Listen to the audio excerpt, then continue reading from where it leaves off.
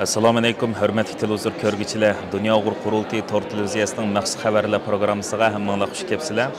Men riyosatchi Iftixor Abdurashid. Men hozir sizlarga BDTning Janvadagi markazidan bu programmani diqqatingizga sunmoqchi.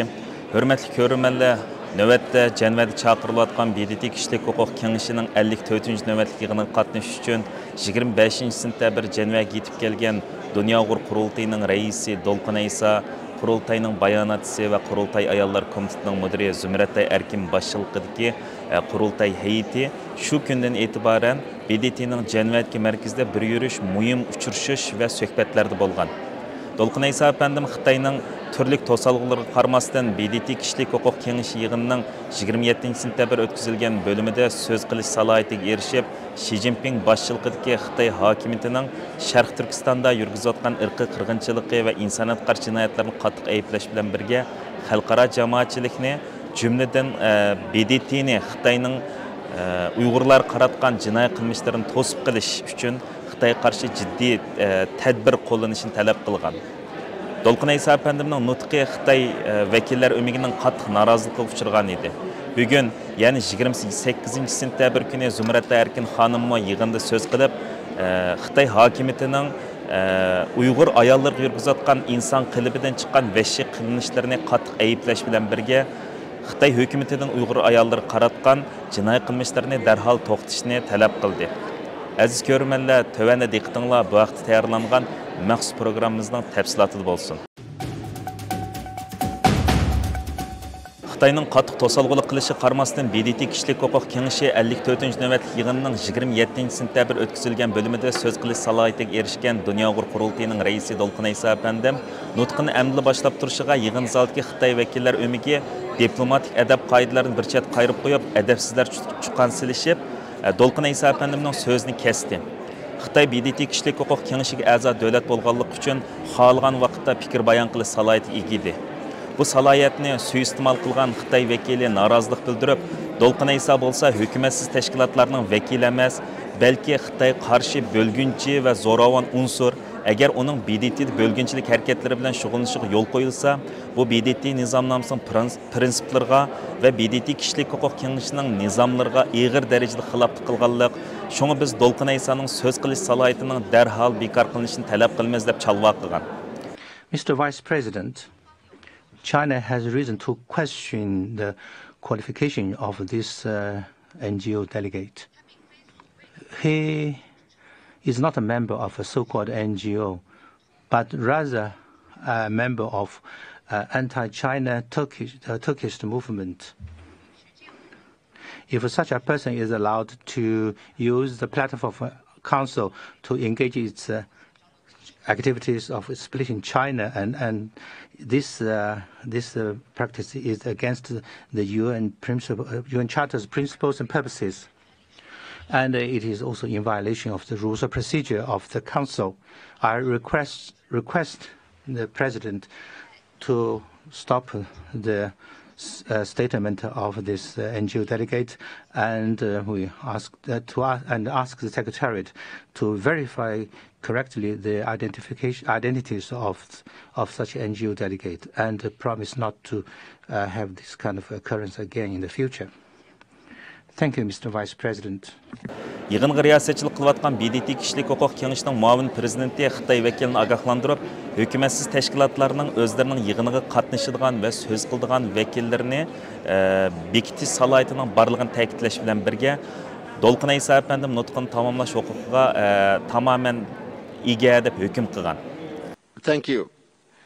The NGOs in consultative status with the Economic and Social Council of the United Nations can accredit the persons of their choosing. Complaints about the conduct of an NGO should be addressed to the NGO Committee of ECOSOC. With that, I give the floor back to the Speaker. Please continue. Nutqini davomlashtirgan Dolqin Aysa apandim so'zni Xi Jinping nisbatan atab tanqid qilganda bo'lsa, Xitoy vakili ikkinchi qatim Dolqin Aysa apandimning so'zini kesib, Dolqin Aysa bo'lsa bir terrorchi, zo'ravon unsur, o davlat raisimiz Xi Jinping hurmatsizlik qildi deb chiqqan sog'an. Mr. Vice President, this NGO This anti-China representative of NGO is abusing the platform of the Human Rights Council for attacking China's leadership, and this is a violation of the rules of procedure of the Council. China requests the Vice President to immediately stop the statement of this NGO delegate. Xitay vekilining shuncha o'ktamligi va noroziligi qaramasdan yig'in riyosatchisining qo'llashi bilan nutqini to'liq tamomlagan Dolqin Aysa apandim yig'in qilgan so'zida BDT kishilik huquq kengashi va uning a'zo davlatlardan hilam davomlashayotgan Uyg'ur irqi qirg'inchiligiga qarta amaliy harakat qo'llanishini talab qildi. O sözdə BDT kishilik huquq oliy komissarlıq tərəfindən Uyğur vəziyyət haqidagi dokladning e'lon qilinganiga 1 yildan oshgan bo'lsa-mu, ammo hech bir amaliy harakat yoki uning oldini olish tadbirining o'tirg'i chiqmaganligini, Xitoyning Sharq Turkistondagi insoniyat qarshi jinoyatlarining kundan kunga og'irlashib berayotganligini hamda sistemlik ravishda davom qilayotganligini, BDTga qarashliq organlar va xalqaro kishilik huquq tashkilotlarida Xitoyning Uyg'urlarga qarshi jinoiy faktlari kun sayin ko'payayotgan bo'lishi qaramay, BDT kishilik huquq kengashining Xitoyni javobgarlikka tortadigan hech qanday amaliy tadbir olmaganligini ta'kidlab o'tdi.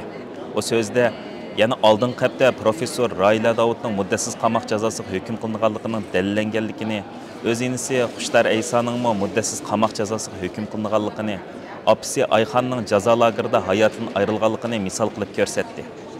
O so'zning oxirida Xi Jinpingning yaqinda Urumchini ziyorat qilganda Xitoyning atalmış terrorlik qarshi turish siyosatining rayondagi uzun muddatli plan ekanligini qayta ta'kidlaganligini eskartib o'tib, BDT kishilik huquq kengashining Uyg'ur irqi qirg'inchiligiga qarta amaliy harakat qo'llanishga chaqirdi. Thank you. Since then, many UN experts have repeatedly their concern, including CERT, CESCAR, and the CEDAW committee have also issued their concluding observation urging China to end the counter-terrorism policy, legitimizing the repression. Just yesterday, UN special rapporteurs have expressed grave concern over the forced separation of the Uyghur children with expansion of the state-run boarding school and the erosion of their linguistic rights. Despite increasing number of UN documents, this council has failed to meaningful address accountable avenues. In the meantime, Uyghur in the diaspora watching our relatives disappear one by one, receiving news about the deaths and constantly facing reprisal. Just a few days ago, we learned about Professor Raila Dawood life imprisonment. My own brother Xushtar Isa also sentenced to life. I lost my mother in the concentration camp. Xitoy vakillar o'migining BDT kishilik huquq kengashi yig'inida Dolqin Aysa apandimning so'zini bo'lishga urinishi tunji qatimliq ish emas. Masalan, bu yil 31 mart kuni Dolqin Aysa apandim BDT kishilik huquq kengashining 52 navbatlik yig'inida so'z qilayotganda Xitoy vakili norozilik bildirib, uning so'zini adabsizlarcha orqa-orqadan 3 qatim kesib o'tgan va Dolqin Aysa apandimni terrorchi va bo'lginchi deb ayblab, yig'in riyosatchisidan uning so'z haqqini bekor qilib, yig'in zaldan darhol chiqarib o'tishni talab qilgan. Ama yig'inga bevosita riyosatchilik qilayotgan BDT kishilik huquq kengashining raisi Vaslav Balak apandim Xitoy vakilining talabini rad qilgan va Dolqin Aysa apandim 1,5 minutlik nutqini to'liq tamomlashga muvaffaq bo'lgan edi. BDT kishilik huquq kengashining 54-navbatlik yig'inida Xitoyga yana bir zarba Dunyo Uyg'ur qurultayining bayonotchisi va qurultay ayollar komitetining mudiri Zumratay Erkindan keldi. Bugun yani 28 sentabr tushdan burun yig'inda so'z qilish salohiyatiga erishgan Zumratay Erkin yig'inni qilgan so'zida navbat Uyg'ur ayollarining tarixda misli ko'rilmagan darajada og'ir xavfga duch kelganligini, ko'plagan Uyg'ur ayollarining hech bir sababsiz va gunohsiz holda jazo lagerlarida, turmalarda va majburiy emgak maydonlarida tutib turilayotganligini, ularning jismoniy va ro'yi jihatdan og'ir qiynashga, xo'rlashga, hatto tajovuzga uchrayotganligini, jazo lagerida majburiy tug'mas qildirilganligini, sabiy bolalarning ota-onalaridan majburiy ayritilganligini, Uyg'ur ayollarining Xitoy erlari bilan majburiy to'y qildirilayotganligini, Raila Davud, Gulshan Abbas o'xshagan ko'plagan ziyoli ayollarimizning va tadqiqotchi olimlarimizning quruq tuhmatlar bilan muddatsiz va muddatli qamoq jazolariga hukm qilinganligini, umuman qilib aytganda Xitoy hokimiyatining Uyg'urlarning tilini, madaniyatini va diniy e'tiqodini yo'qotish uchun sistemlik va planli holda bostirish siyosatini yurgizayotganligini eskartib o'tish bilan birga Xitoyning Uyg'ur ayollari ustidan yurgizayotgan yuqorqidagi jinoiy qilmishlarining BDT ayollarining kamsitilishining oldini olish komitetining BDT'nin dokladçı xodimlarining va BDT kishilik huquq oliy komissarligining dokladlarida dalil isbotlar bilan o'rin olganligini, Xitoyning bu xil qilmishlarining BDT ayollarining kamsitilishining oldini olish xalqaro ahdnomasining ro'yiga tamoman qarshi harakat ekanligini, afsuski Xitoy hokimiyatining BDTning tavsiyalariga va xalqaroni ogohlantirishiga pisand qilmay, Uyg'ur ayollariga yurgizayotgan jinoiy qilmishlarini hassilab oshirayotganligini ta'kidlab o'tdi. Zümrəttay Erkin sözünün axırda tövəndiki 4 türlük tələbni o'ttirib qo'ydi. Birinchidan, Xitoy hukumati Sharq Turkiston, Uyg'ur va boshqa turkiy millatlarning haqiqiy tug'ilish nisbatini e'lon qilishi lozim. Ikkinchidan, iqtisodiy jihatdan mukofotlash vositasini qo'llanib, Uyg'ur ayollarini Xitoy erlari bilan majburiy to'y qildirish siyosatiga darhol xotim berilishi lozim. Uchinchidan, Sharq Turkistonda Uyg'urlarni majburiy tug'mas qildirish siyosati darhol bekor qilinishi lozim. To'rtinchidan, atalmış aşqulluq qarşı turish degan bahona bilan nahaq holda tutqun qilingan barliq mahbuslar darhol shartsiz qo'yib berilishi lozim. Siyosiy kuzatuvchilar keyingi yillardan buyon iqtisodiy kuchidan foydalanib BDTning har qaysi organlariga singib kirishga boshlagan va BDTni o'zini orqa bag'siga aylantirishga harakat qilayotgan Xitoy hokimiyatining shuncha to'sqinlik va noroziliklarga qaramasdan Dolqin Aysa apandim bilan Zumrattay Erkinning orqa-orqadan BDT kishilik huquq kengashining 54-navbatlik yig'inida so'z qilish huquqiga ega bo'lishini Xitoy hokimiyatining xalqaro sahnalarda uchirgan og'ir darajadagi diplomatik mag'lubiyatlarning biri deb qaramoqda. Dolqin Aysa boshchiligidagi qurultay hay'ati 25-sentabrdan 28-sentabrgacha Jenevada BDT kishilik huquq kengashining 54-navbatlik yig'iniga qatnashish jarayonida BDTning dokladçı xodimlari, BDT kishilik huquq oliy komissarlik ishxonasining xodimlari, Uyg'urlar masalasini qo'llayotgan bir qism ellarning vakillari va yig'inga kuzatuvchilik salohiyati bilan qatnashayotgan bir qism xalqaro kishilik huquq tashkilotlarining mas'ullari bilan keng doirada uchrashuv ilib berib, ular bilan Uyg'ur irqiy qirg'inchiligini qanday to'sib qilish masalasini cho'rdigan asosda suhbat va muzokara ilib borgan edi. BDT kishilik huquq kengashining 54-navbatlik yig'ini boshlangan 11-sentabr kunidan buyon Uyg'ur masalasi yana bu navbatlik yig'inning muhim kun tartiblarining biriga aylangan. BDT kishilik huquq oliy komissari Volker Türk 11-sentabr kuni yig'inda qilgan ochilish nutqida Uyg'urlar masalasini tilga olgan va Xinjiang Uyg'ur avtonom rayonidagi kishilik huquq dafsanchiligidan hilam andish qilyapmiz deb ko'rsatgan. Onundan başqa yana Amerika vakilimi yig'inda qilgan so'zida Xitoyning Uyg'urlar qaratgan chegara halqigan bostirish siyosatini qattiq ayiblagan edi. Yig'inning 26-sentabr o'tkazilgan bo'limida Norvegiya, Kanada qatorliq 10 yaqin g'arb davlatlarining vakillari so'z elib, Xitoyning Sharq Turkiston yurgizayotgan insoniyatga qarshi jinoiy qilmishlarini qattiq ayiblash bilan birga Xitoy hukumatini Uyg'urlar qaratgan irqiy qirg'inchiligi va insoniyatga qarshi jinoyatlarni darhol to'xtatish haqida ogohlantirgan. Ular qarshi Shimoliy Koreya, Suriya, Sudan, hatta Brunei qatorliq bir qism istibdod davlatlarning vakillari Xitoyni o'rinlashtirish bilan so'z elib, Xitoyning Sharq Turkiston siyosatini aqlashga uringan. Buning bilan BDT kishilik huquq kengashining bu navbatlik yig'inda yana Uyg'urlarni qo'llaydigan demokratik ellar bilan Xitoyni qo'llaydigan g'ayri-demokratik va diktator davlatlar o'rtasida keskin to'qinish yuz bergan. 26-sentabr kuni Xitoyga yana bir cho'ng zarba BDT kishilik huquq komitetining alayda dokladchilaridan keldi.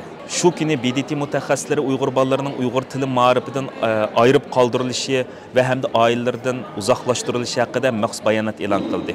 Va Xitoyning bu xil siyosatining majburiy assimilyatsiyani keltirib chiqaradiganligi haqida BDTni ogohlantirdi. 26-sentabr kuni BDT kishilik huquq komitetining alayda dokladchilari tomonidan e'lon qilingan bayonotda mundaq deyilgan: Biz Xinjiangdagi yotoqli maktablarning mutlaq degidek davlat tilida ta'lim-tarbiya berib, Uyg'ur tilini o'qitish vositasi sifatida qo'llanmasligi, shundaqla Uyg'urlarning asos qilgan osonliq millat bolalarini oilasidan ayirishning oqibatida ularning Xitoy tili va madaniyatiga majburiy assimilyatsiya qilinishini keltirib chiqaradiganligidan qattiq andish qilmoqdamiz. BDT mutaxassislari yana kamsitish tusini olgan bu siyosatlarning osonliq millatlarning ma'rif huquqi, oila hayoti va madaniyat huquqiga daxl taruz qilganlik bo'lib hisoblanganligini eskartgan. Mutaxassislar yana mundaq degan: qattiq tuzum bilan kontrol qilingan yotoqli maktablardagi Uyg'ur va boshqa osonliq millat bolalarining ota-onasi, urug' tuqqanlari yoki ijtimoiy jamiyat bilan ko'p aloqa qila olmaydiganligi ma'lum. Bu muqarrar holda ularning oilasi va jamiyat bilan bo'lgan aloqasining yo'qolishini keltirib chiqardi. Hamda ularning madaniyat, din va til kimligi bilan bo'lgan aloqasini buzdi. Bayonotda deyilishicha, BDT mutaxassislari yuqoridagi bu xulosani o'zlariga topshirilgan materiallar, dokladlarni tekshirish asosida tayyorlab chiqqan.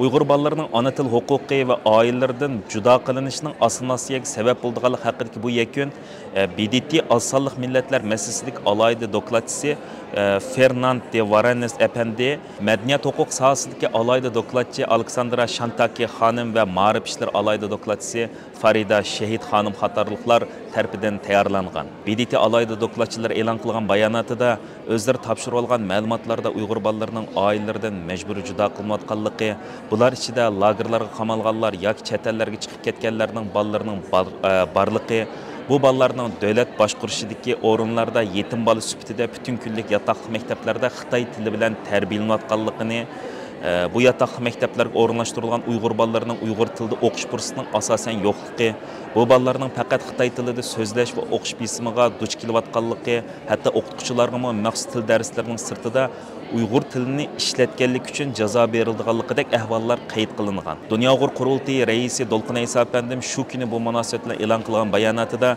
Xitay hükümeti Amerika ve başka garip demokratik elleri hükümetleri ve parlamentlerinin Xitay'nın Uygurlarga yurgizayotganını, ırkı kırgınçılık ve insaniyet karşı cinayet degan yekünlerini Xitay'ni qarlash için kılıngan, Xitay'nın taraqqiyotini to'sish uchun o'ydirib chiqqan davatgan ve hem de bir kısım devletlerin bunun işendirayotgan bir paytda mustaqil BDT mutaxassislarining bu bayanatının intayin muhim ahmiyat ekanligini bildirdi. U yana bu bayanat Xitayning BDT'dagi shuncha besimi ve lobbichilik hareketlerine qarmay BDT'da adaletni yaqinlaydigan haq taraf turadiganlarning yanala mavjudligini ko'rsatib berdi deb ko'rsatdi. 11-sentabr BDT kishilik huquq oliy komissari Volker Türkning ichilish nutqi bilan Jenevada boshlangan BDT kishilik huquq kengashining 54-navbatlik yig'ini 6-oktyabrgacha davom qiladi ve 10-oktyabr kuni BDT kishilik huquq kengashining muddati to'shqan a'zo davlatlarining o'rniga yangi a'zo davlatlar saylab chiqildi.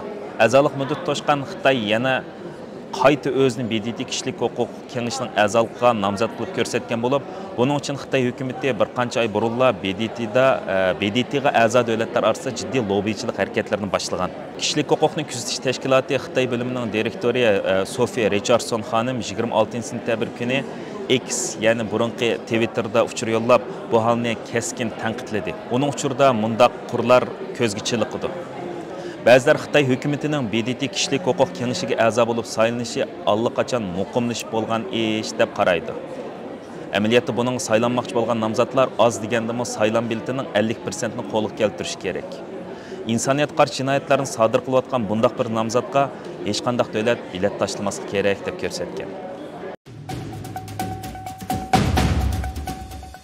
Hürmetli görürmenler, yuqorida men sizlarga bugun BDT'ning Jenevadagi markazida hilam o'tkazilayotgan BDT'ninki 54-navbatlik kishilik huquq kengashi yig'inida bo'layotgan Uyg'urlarga doir bo'lgan maxsus xabar programmasini diqqatingizga sundim.